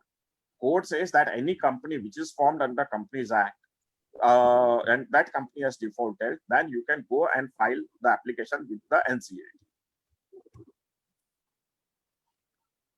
Right? Any other questions that you have? Yes, Mr. Kamdar. This is Parthasarathy here. Yes, one question is whether can somebody file an application with NCLT even if the matter is pending in some other forum? So look, this forum of NCLT is considered as a resolution forum. Now, under which forum you filed? If you already filed your recovery matter under any forum, the case becomes weak. Filing will not be barred, but admission may not happen because the party may come and say that they are already fighting this matter in another court. So here, if it is to admitted, that matter has to be withdrawn. So it is not that you cannot have a parallel thing. That is a recovery proceedings which continues, and under IBC, what you have filed is considered as a resolution proceeding. It is a matter that the company who has defaulted is not in position to pay all its debt, so he has to restructure. So you are trying to resolve the issue of that company, and that is being done in IBC. What you have filed in consumer forum or any other forum where you have filed the complaint for your recovery, it's a recovery proceedings. They are two different things. Okay, and this will also hold good for arbitration processes also? Yeah, so arbitration process, if it is being already going on, it gets stalled if it is admitted here. Arbitration, once the matter is admitted, all the proceedings against that companies get stalled in any of the matters. So if any arbitration is on, for example, I have filed against one company and matter got admitted, and your arbitration against that company was on, so your arbitration will also get stalled. Now, taking the case, I have filed a matter in arbitration and we are fighting it out. And again, I have filed an application in NCLT. And when the hearing happens in NCLT, the party will say, "Okay, sir, हमारा arbitration चल रहा है, ये वहाँ भी जा रहा है, इधर भी जा रहा है." Then I can make a submission that, sir, once it is admitted, I will withdraw my arbitration application. So it again depends on the bench to accept it at that time and go ahead. But two things at the same time cannot work. Here, these two things are working parallelly because they are different process. One is a recovery proceedings and one is a resolution proceedings. So IBC is all about resolution. So the title today of seminar that NCLT as a recovery tool needs to be little bit redone. NCLT is a resolution tool, not a recovery tool. But more or less at this point of time, people have used this tool as a recovery. And that is where that 1 lakh limit to 1 crore what has changed is because of that the regulator thought that this is a time that this needs to change, because during COVID-19, post-COVID-19, if 1 lakh limit continues, the system may collapse. Sir, one more question. Sir. Yes, sir. Is for being classified as a financial creditor, will an allotment letter issued by the builder be considered? Sir, if you have made the payment, he has given an allotment letter, it is as good as a proof that you have taken thing. But now you have to see the compliance of the RERA also. So if you have made a payment more than 10% and you just have an allotment letter, probably the case may become a weak. But yes, the allotment letter, if you have, does not debar you from making. The registration is compulsory after certain amount is paid. And it is not a mandatory that when you buy a flat, the registration has to be done. So in that scenario, even the money given as an allotment letter, you may be considered as a home buyer. But it has to be seen on case-to-case basis with respect to various other statutory compliances. Okay. Sir, the next question is, Yes. if we are talking about the taking over of the company, Right. that you have told about the code we followed, and the COC has to give the resolution plan. So in that case, how many plants are required, sir? Actually, is there any There is minimum nothing number like of plants which are to be? No, nothing. And I will put a paper ad as a resolution professional. We will publish a paper ad inviting people to bid for the company. So whosoever wants to bid, whoever first of all qualifies as a bidder, there will be a criteria for the bidder. So whoever qualifies can put their bids. So even one plan, if it comes and if that plan sails through, it is okay. If I get 10 plans, then that all 10 plans will be evaluated, and the one plan which UC approves out of that 10 will be put to the NCLT. The H1 will be decided who is there, and there is a bid process document.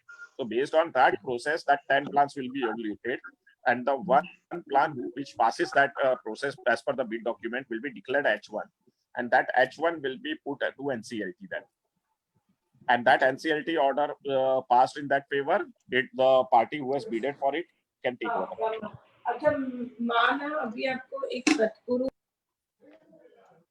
Yes. Hello Yes, sir.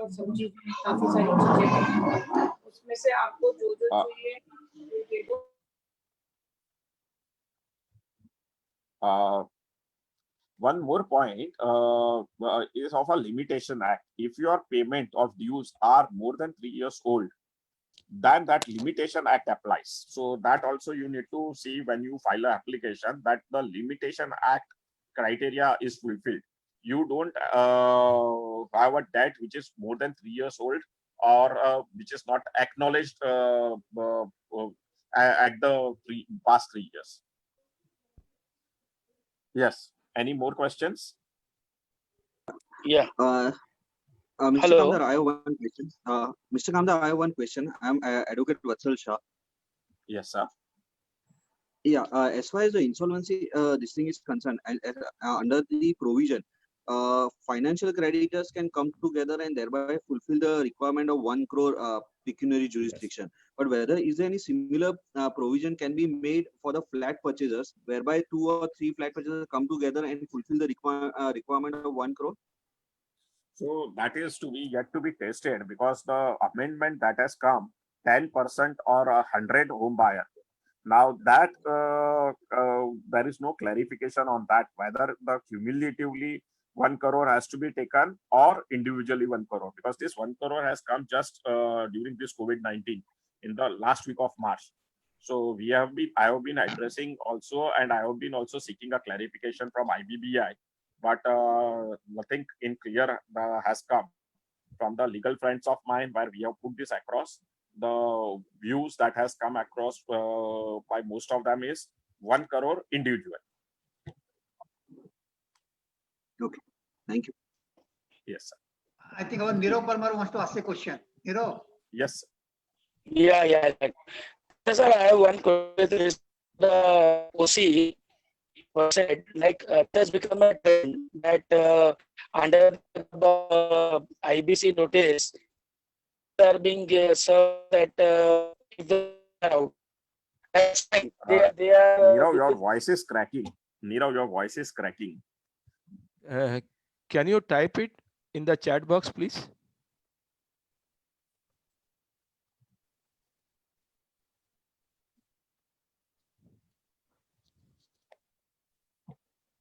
In the meanwhile, Mr. Kamdar, I'll just ask a question. Yes, in the meanwhile, while he is typing. Yes, sir. Yes. Sir.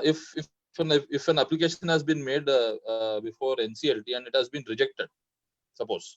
Yeah. So can the person go back to any other forum basis that can he probably, if he can NCLT application, if it has been not it is rejected, it is not admitted, IBC. Not IBC. It is not admitted. So if it is filed with a NCLT and NCLT has not admitted the application and you are agreed with it, then you can go further to NCLAT. And if NCLAT also does not admit it, then you have a recourse to go to Supreme Court on that matter. So, but can I, on rejection of the application or not admission of my application, can I go back to say another forum, say RERA for that matter? I don't think there is a debar from it. You can certainly go. Yes. Okay. Thank you, sir. And I'll just go through the message which Just a minute. Hello. Let me see. Yes. Yeah. Hello. Yes. Yes, sir. Boliye. So I was just, in fact, I'll complete my question. Kamdar Sahab, I just wanted to know that as IBC is permitting outstanding dues to be paid. Yes.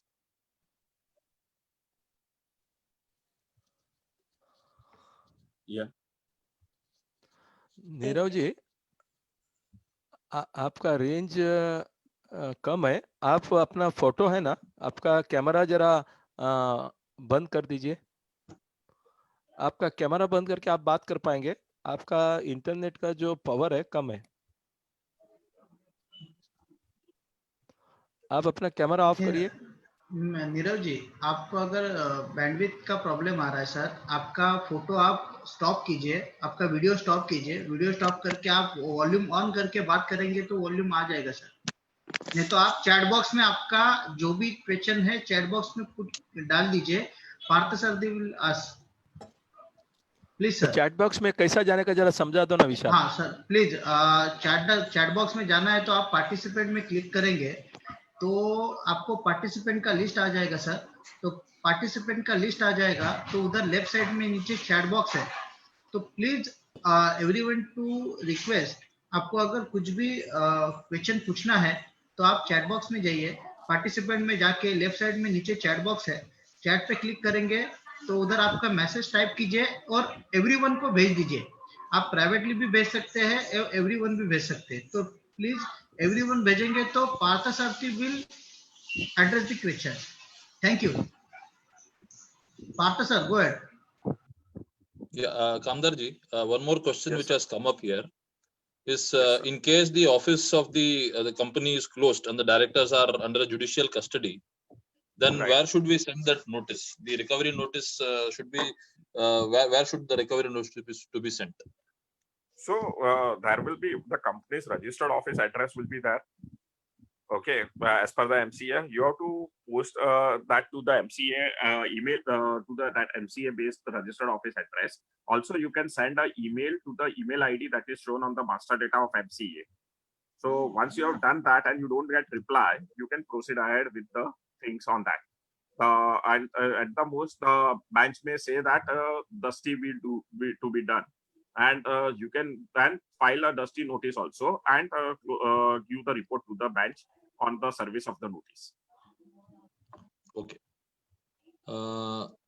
Mr. Nirav Parmar wants to ask that how fast will the suppliers who are operational creditors get their dues after serving a notice under IBC? Sir, in last 3 years, what has been observed that the company which is doing the business and is working but has defaulted, they will try and settle it out at the before admission in many cases. In last 3 years, I myself have been able to do more than 70 settlements before admission and more than around 10 to 15 post admission. So matter was admitted and by 12A, we have settled the matters. We have come to a consent terms. The consent term was filed and the matter was withdrawn. So by using this way, the probably settlement method. But in that scenario, the company should be a going one and the promoter of the company or the management of that company should be inclined to settle. If they have an inclination to settle, then it will get settled surely at a very fast, in a fast way. So more of it is the NCLT or the IBC has become more of a more settlements are happening rather than more settlement happens in the case of OCs when they have filed the notice and they are planning to file an application. The more and more time the settlements are happening. Most of the case, like if you take a record from NCLT, so if 100 matters are filed by OC application, out of which only around 10 matters or 15 matters gets admitted. Almost all matters are looked as a settlement and they are withdrawn many a times. So the ratio is around 70-30. 30% are getting admitted, 70% getting settled. And what would be the ratio of the recovery in these 85% cases? So it is when it is a settlement, it is up to you how much you settle. So technically, what normally the settlement terms are the principal amount of dues without interest is being paid in some 3 or 4 installments, but and the recovery is made by the OCs. Okay. Sir, can you share some case laws, some landmark judgments, or at least quote some of them, so that in both the case of liquidation as well as recoveries or any other matter like of such, to our participants here, so that they can actually go through and get benefited out of it? Look, matters of OC and matters of the suppliers, basically, almost all judgments are on that lines. So specifically, when you are talking the matters, what we have to see the case laws on dispute, what type of dispute is considered as a dispute and what is not considered as a dispute. So judgments on that lines, like I just saw chat box where one of the queries has put that disputed matter cannot be admitted. Yes, I agree, disputed cannot be admitted, but what is the dispute? Whether it is in frivolent nature, just I don't want to pay, so I am creating a dispute. It's in the real nature of a dispute or not. So that will be tested by the judiciary. So that point will be taken care at that time. So case law reference, with reference to home buyers, there are specific case laws that we can refer. Otherwise, the case laws with reference to time limitation act we can refer to. I can give a reference that limitation act, which are the case laws, the OCs, which are the case laws. That I can provide you the judgments if you require. Okay. I have, I think, other chat box also. I have some MSME query. Somebody has asked that Mr. Mohinder Rijwani has asked what happens to the MSME suppliers. What will happen to them during this insolvency because of that amount? Or no, so sir, as I say that there is limit has been increased from 1 lakh to 1 crore. So they have not bifurcated that between MSME and others. So it is applicable to all. So if there is a single MSME supplier who has supplied the goods to a corporate debtor and his dues of more than 1 crore is in default, then he can go. If it is less than 1 crore, probably he may not be able to take the support of IBC now. Before COVID, yes, 1 lakh was there and the support was there for them if the dues were more than 1 lakh. Now, so this amount is not going to be reversed after the COVID. It is going to stay at 1 lakh. Clarification. There is no clarification. The law says once increased, it cannot be reduced. But this COVID-19 is something unforeseen situation. So there may be a case, but whereby the regulator may amend that and reduce the limit. But as of now, there is no clarification on that lines. As of now, this 1 lakh has increased to 1 crore and it does not see to be a temporary in nature.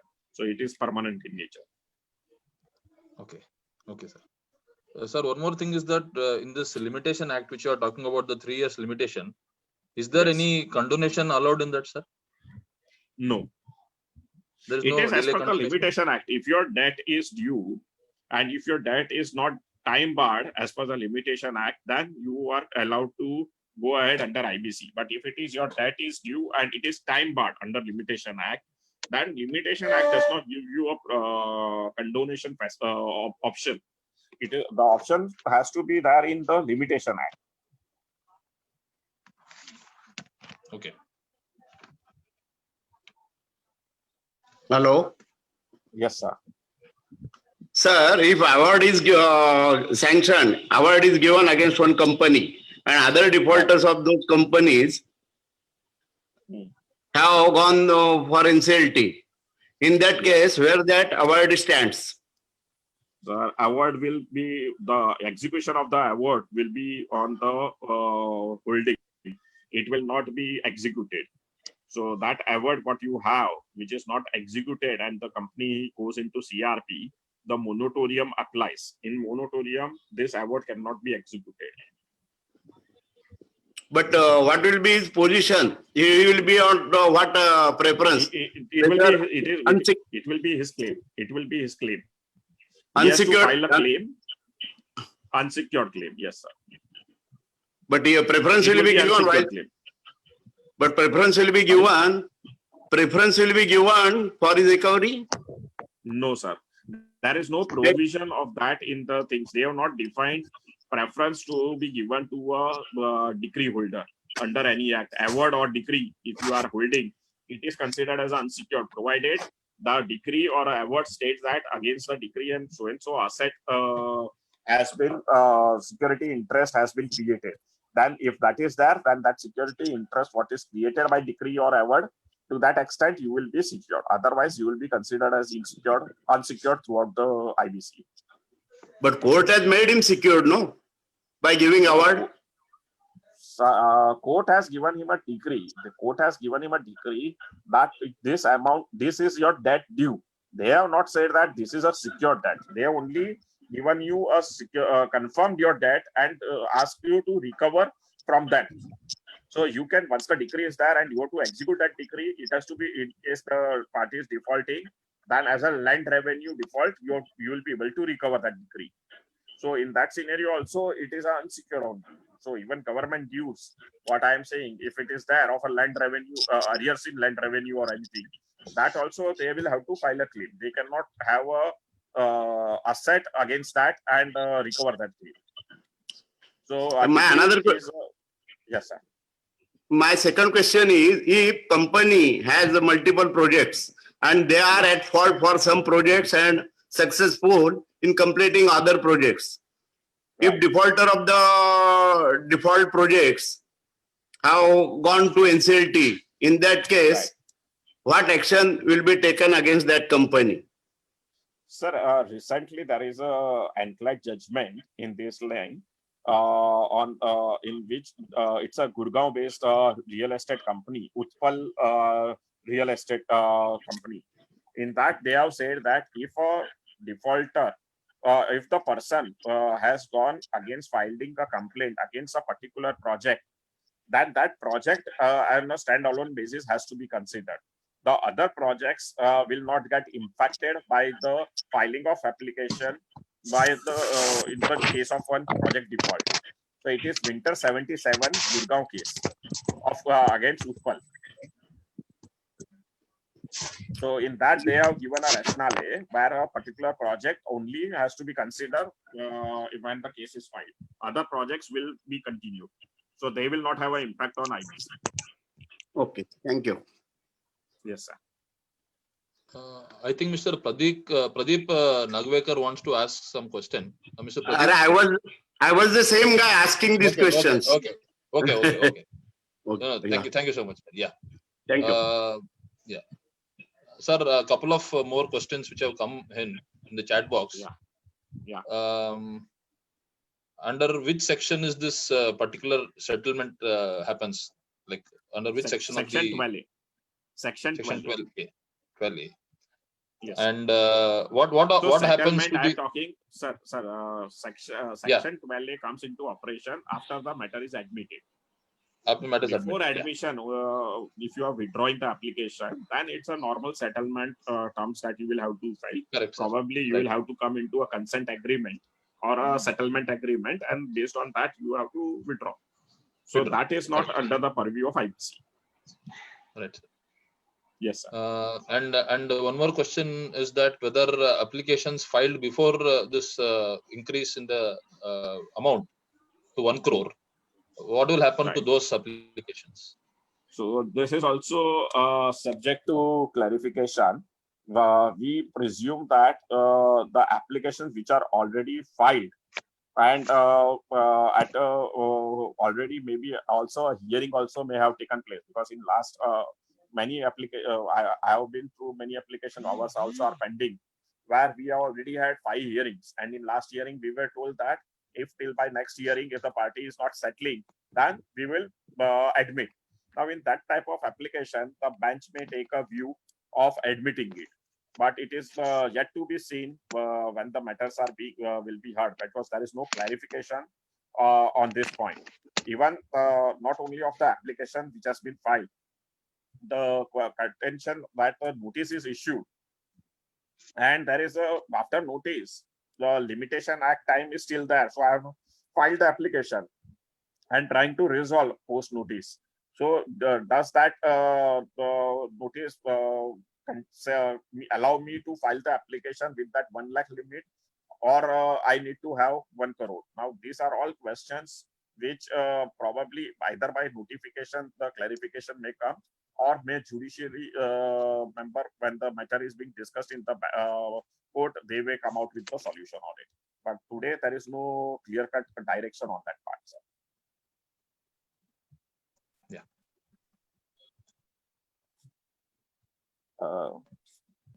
Yes, sir. Any more questions, please? Yes, sir. I have a question. Hello. Yes, sir. Yes. Please go ahead, sir. Please go ahead, sir. Yeah, Mr. Kamdar, is there a provision of involvement of third party in the NCLT Act? Like if I'm a office builder and I have defaulted on other, and simultaneously another my tenants have defaulted on me. So is there a provision that I can involve them into the agreement? No. Or this No. NCLT? No. So it has to be two parties: lender or and borrower, supplier, and the person who avails the services or goods. So no third party. Now you have defaulted because your previous party has defaulted. That type of things cannot happen. Here, by settlement terms, you may come out with some structure on that, but to settle. But under IBC, there is no third party provisions for in these lines. All right. Thank you. Yeah, sir. One more question. Yes. If the settlement is not happening, and the creditor has filed before the NCLT, right? How will he be able to defend that the creditor claim is not accepted? No, so I'm still not clear with the question. Like what if NCLT will not admit the proceeding, suppose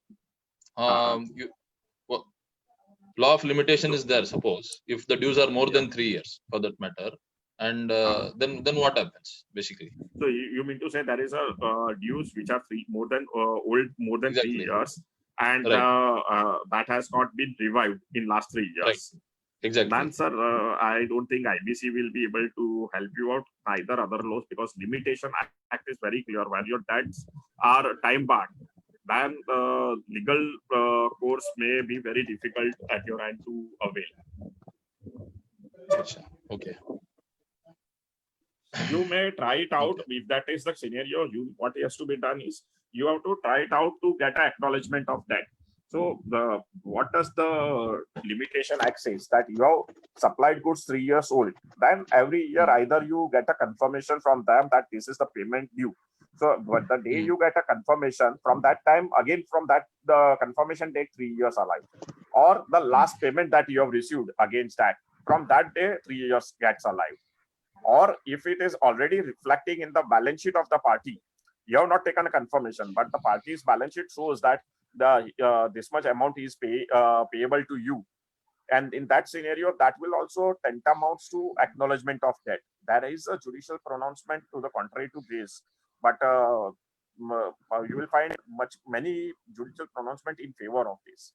So if the balance sheet of the corporate debtor as your name in it and is confirming in that balance sheet your payments that this much is the amount payable to you, then that also considers as acknowledgement of that, and that doesn't become time barred.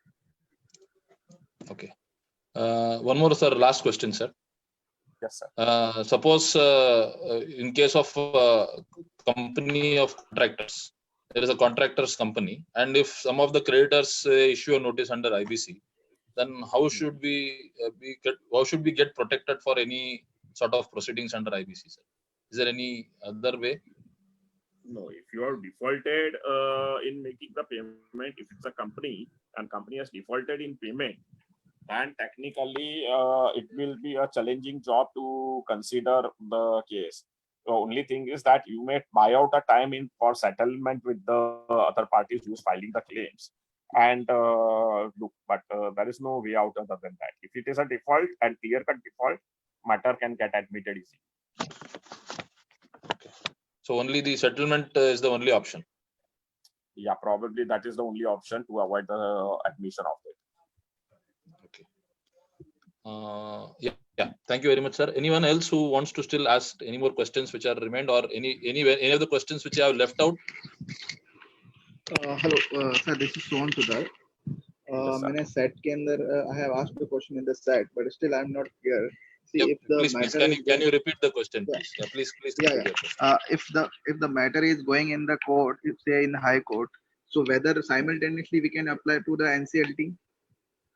Yes, I said, sir, you can apply to NCLT, but in the at the time of admission, you will have to commit that what is the application that you made in the High Court, that disclosure. If you make to NCLT, NCLT will decide whether to admit it or not, or you will may have to tell them that if this is admitted, that matter will be withdrawn. So it has to be analyzed on case-to-case basis, which are the recourse that you are taking. Arbitration is on, and you want going into NCLT, High Court, you have filed for performance of your contract. For that, you have gone to High Court, and that matter is pending. You have gone for a recovery matter in High Court, and that is pending. So you will have to see what is the case that is in the High Court, analyze it against NCLT. So NCLT, once the matter is admitted in NCLT, all things will get stayed. So even if your High Court you have filed, that matter also will get stayed. So admission, only disclosure has to be made so that NCLT knows that you are using at one end the things for recovery, and you are also come here for resolution. So it is then the bench to decide whether he has to accept it or not. So even if the matter is going in the court, we required to send again notice to the builder? Yes, sir. Before going to NCLT? Because that previous notice or previous default is under the different act. Either it is a contract that has not been performed, so it is a contractual thing that if you have filed performance of that based on the contract or all, and this is under IBC. So this notice format is a different format. So that you have to send as per the IBC format only. So you have to send a notice to under IBC if you have to file an application. Thank you, sir. Yes, sir. Yes, sir. Sir, can I ask a question? Yes, sir. Yes, sir. Sir, see, RERA is asking to pass an order for all the abandoned work by various builders under section 7 and 8. So if those works are taken over by our members as a contractor, and simultaneously suppose some NCLT proceeding is going on, will he be protected under section 7-8, or the NCLT order will supersede this section 7-8? Look, now let's discuss one matter on these lines. As you may all be aware of, matter of DSK, one of the matter of DSK group, DSK Kulkarni group, RERA had issued a revocation of that project. That was the first order of revocation that RERA did, right? In that also, the point that was discussed was whether the IBC at that point of time, that company was not under IBC.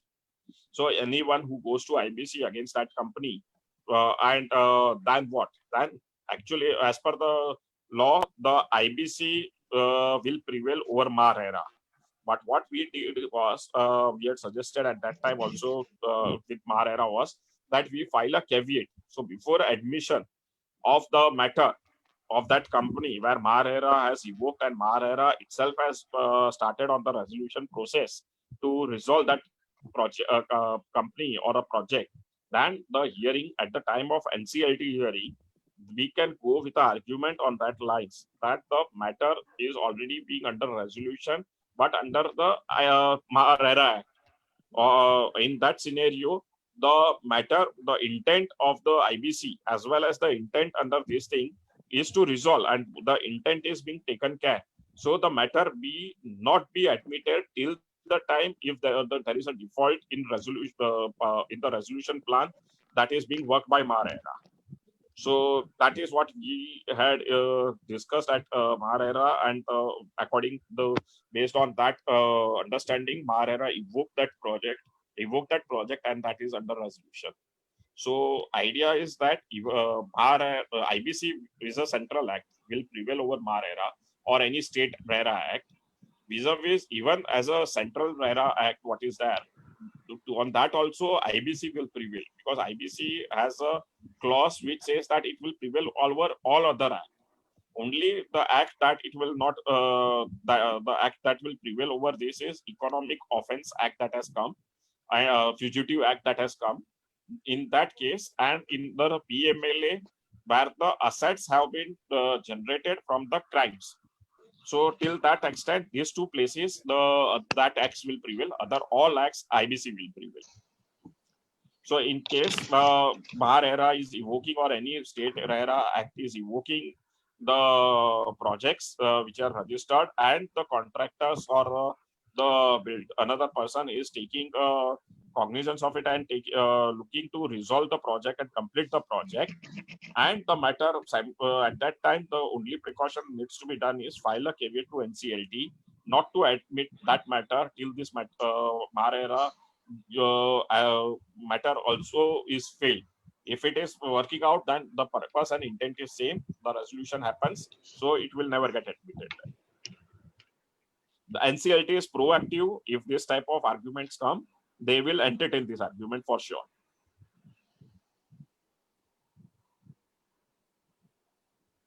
Yes, sir. Thank you, sir. Thank you, sir. Can I ask one more question? Yes, sir. If the work order is sufficient to make application to the NCLT? Yeah, work order, and work order means you have got a work order, you have performed the work order. Supplier, of a service supplier. So you are a service supplier. The work order was issued to you, which was confirmed. Based on that work order, you have performed your job, you have raised your invoice, and the party has defaulted, right? Yeah. If that is the case, yes, it is sufficient.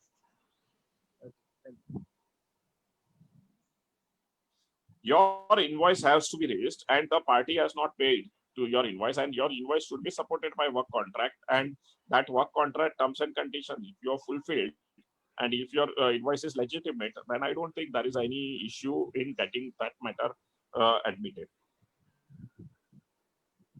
Okay. Yes. Can I ask a question? Yes, sir. Yeah. What happens if two petitions are filed simultaneously in NCLT and one petition gets admitted? Whether the second petition will be tag along, or it will be automatically stayed under moratorium? No, second petition will become infructuous, because once the company is admitted, the second petitioner will have to file a claim. Once the matter is admitted, RP will be appointed. All the creditors have to put their claim. So the second application, which is filed, will become infructuous, and that person, the applicant who has filed that, will have to file the claim now to the RP who is appointed by the first petitioner. Okay. Okay. Yes, sir.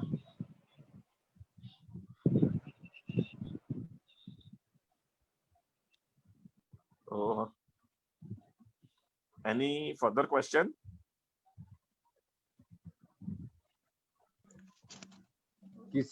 Hello. Yes, sir. I think anybody more question? Madhu. Prabhu, sir. Madhuji, in case Sunilji, Rameshji, I think we have sufficiently carried it, and it was nice. Okay. I think Kamdarji also was there with us for a very long time. And can we allow Sheetal Madam to speak for 2 minutes about his program? I don't know whether she's here. Yes, I'm here. I'm very keen on any domain specific knowledge. It really, it was very good to hear all this. You have to be very short. You have to be very short. Yes. So this is about a software that we've made for self-redevelopment. And the software is basically proactive. So that means, ऐसा कोई problem ही ना हो, and there is adequate transparency and adequate trust in each other. Therefore, the software is all about that. So what we do is we take photo, video, CCTV and data included, and through access management, we share it to multiple stakeholders. Now, who are these stakeholders? The builder, the contractor, the home buyers, the financial partners, as well as all the professionals, the who do the RERA filing. So this kind of a platform really is proactive platform. But the subject topic that was there today was also very intriguing. I would be glad to one day, whenever is Prabhu sir provides me with the time, I would be very, very glad to showcase the platform. Thank you so much for admitting me. Yeah. Thank you, Sheetal Nathu ji. Thank you, Sunil ji. Thank you, Madhusudan ji. नहीं, अपना हमारे जो secretary है Mumbai chapter के formal vote of thanks देंगे जयप्रकाश जी। Yes, Jayaprakash Bhatia जी। जयप्रकाश भाटिया जी और thanks. Vote of thanks देना है आपको, please. Vote of thanks.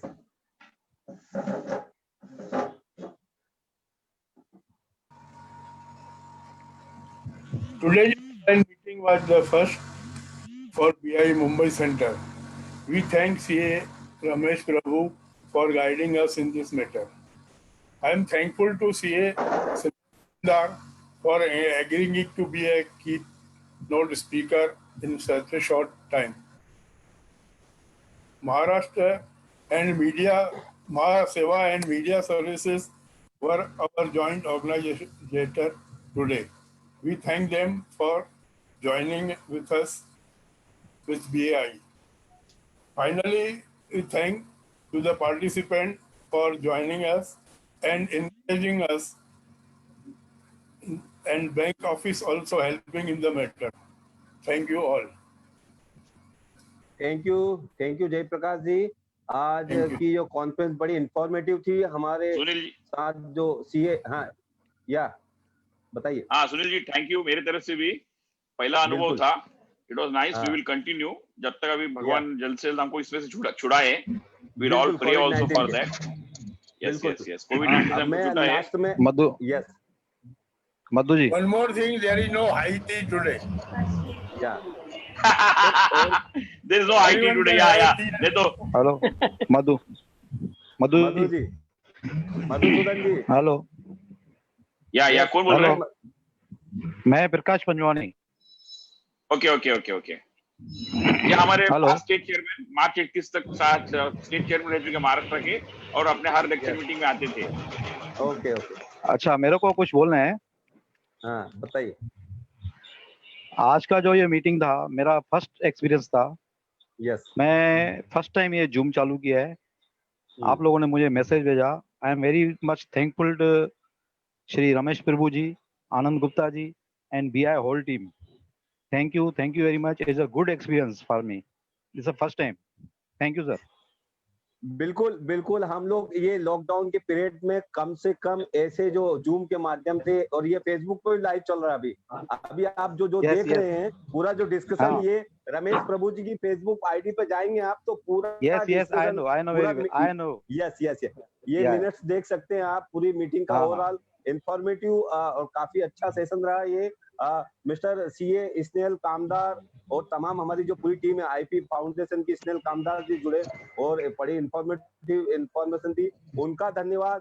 Plus हमारे जो बिल्डर एसोसिएशन के तमाम जो पदाधिकारी हैं, मधुसूदन जी, आनंद गुप्ता जी और जयप्रकाश भाटिया जी, और तमाम जो अध्यक्ष हैं मुंबई सेंटर के, उनका तमाम लोगों का जितने मेंबर्स जुड़े हैं, थाना से भी जुड़े, डोंबिवली से भी जुड़े, शायद BI के बिल्डर एसोसिएशन के। मैं उल्लासनगर से हूँ। सतारा से। हाँ, उल्लासनगर से। आप सतारा से भी जुड़े लगता है बिल्डर एसोसिएशन। सतारा से भी थे, नांदेड़ से भी थे। नांदेड़ से पुणे से भी है। बिल्कुल क्योंकि मीडिया की नजर बड़ी तेज रहती है। मीडिया की नजर बड़ी तेज होती है। सुनील जी, संजय हफ्ते जी पूना से आ रहे हैं। पूना से। Thank you very much. Thank you very much. थोड़ा शॉर्ट नोटिस पे ज्यादा लोग आए थे, और ठीक से करते नेक्स्ट टाइम। पूरे महाराष्ट्र बिल्डर एसोसिएशन के तमाम सभी लोगों को थैंक्स टू ऑल, धन्यवाद। मिलते हैं अगली कॉन्फ्रेंस में एक नए सब्जेक्ट, नए विषय के साथ। जब तक हम लोग सब मिलकर लड़ते रहेंगे कोविड-19 के फाइट में, मिलकर ऐसे कॉन्फ्रेंस के जरिए। धन्यवाद, नमस्कार। Thank you. नमस्कार।